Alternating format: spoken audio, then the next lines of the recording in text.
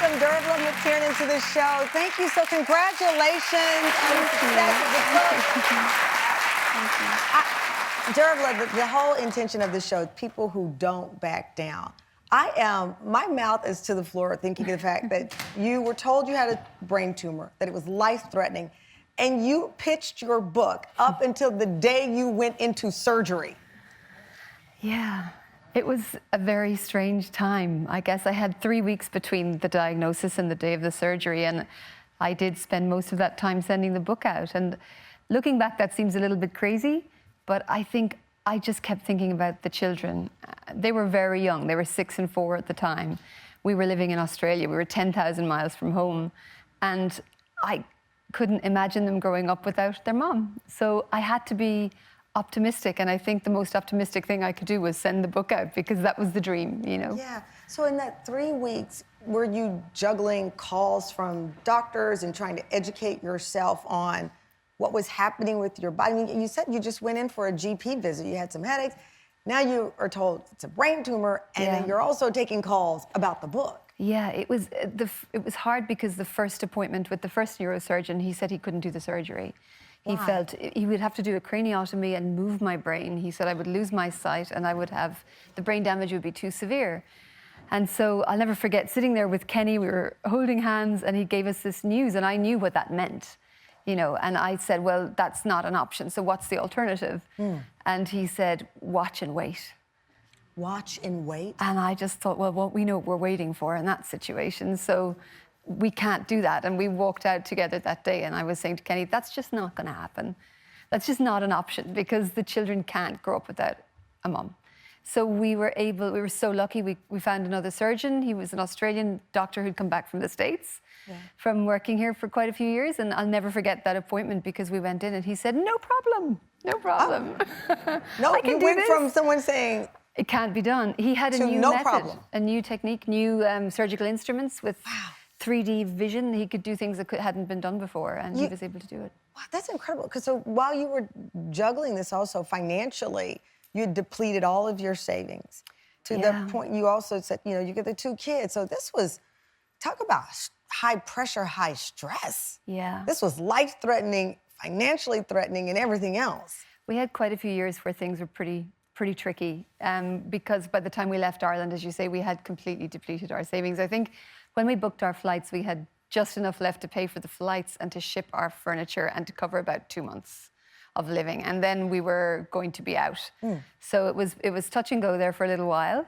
But by the time we got on the plane, Kenny had a job. I was pregnant, so that wasn't an option for me for a little while. But we slowly kind of found our feet. I think what made it hard was we were just finding our feet, and life was beginning to get back to normal when this hit. When this hit. Talking about the timing of things, so you got the call from the first publisher interested at this surreal time. It was very weird. I mean, I was sitting in the whisper. But I was sitting in this car, and I had this Post-it note with 3 neurosurgeons' names written on it, and then my phone buzzes with an email from an agent in New York saying she'd read my first 50 pages and really liked it. And anybody who wants to write knows that that's the dream. It's a huge deal. Huge thing. I went home to my husband. I took him upstairs to our room, into our dressing room, closed the door. And I said, well, I have good news and bad news. And he said, OK, what's the bad news? And I said, well, there's a brain tumor, but there's also a literary agent. Which is so silly now, you know. But at the time, what did he say? He was in tears. He was very worried and upset, and I think I was still in denial a little bit at that stage. I think also having just 3 weeks, right? It's so whirlwind, and it's such an intense amount of information in life that, you know, I think one of the athletes calls it going into beast mode. Yeah. You're like, I'm going into beast mode, and I'm going to get this book, and I'm going to come out healthy and alive for my children. Okay, so we were talking about your brain tumor, the surgery, 9 hours you had to go under the knife. You come out, you're ready, you continue to create great books, great content. Let me just read this a little bit in the first sleeve here. The murder rule. First rule, make them like you. Second rule, make them need you. Third rule, make them pay. I'm gonna get a tattoo that says that. You gotta make them pay. I mean, what was going on when you were writing this character and the story? Oh, I just wanted to write a young woman who had a lot of confidence. You know, I didn't have a lot of confidence when I was a young lawyer. I was really second-guessing myself all the time. So Hannah is my main character, and she's a little bit of wish fulfillment for me because she doesn't second-guess anything. She's completely ruthless. When she believes in something, she just goes for it. And a lot of this deals with who is innocent, who is not, which is always very complicated. And when you look at the judicial system and having been so close inside, I know you did some work with the Innocence Project, who they are world-renowned for helping people who are innocent, who've been convicted of crimes they did not commit.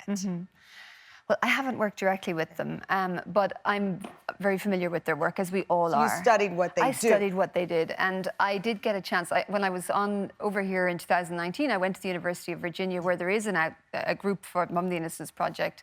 I tried to set up a meeting, but I left it a little bit late, so the only way I could meet people was to sneak onto campus. So I went into the... You disguised yourself as a college student? Well, I'm not sure if anybody would have believed me, but I just walked in there. And I went, there's a little canteen where the law students meet for coffee and lunch, and I sat down, had a coffee, and started chatting, and I met 2 young students who had volunteered for the project the year before. So I got to hear about the work that they did. And that helped formulate something. I don't want to read too much because I really want you guys to... This is juicy. You got to sit down, but I'll read this little part.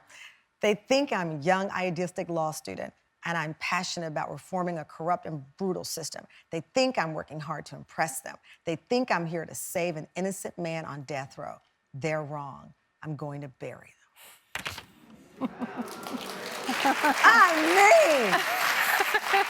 Thank you, Tamron. Oh, you're welcome. Thank you. I mean, the twists and turns. When you're writing now and you're creating these... does it feel like 100 years ago that you went through that medical scare? It does. I mean, in some ways it does. I still have side effects from that surgery today, and I always will have, so that is a new thing I have to live with. But, I mean, I'm so lucky in my life. This was my dream, to write and to be a full-time writer and to be here with you guys today. I mean, come on.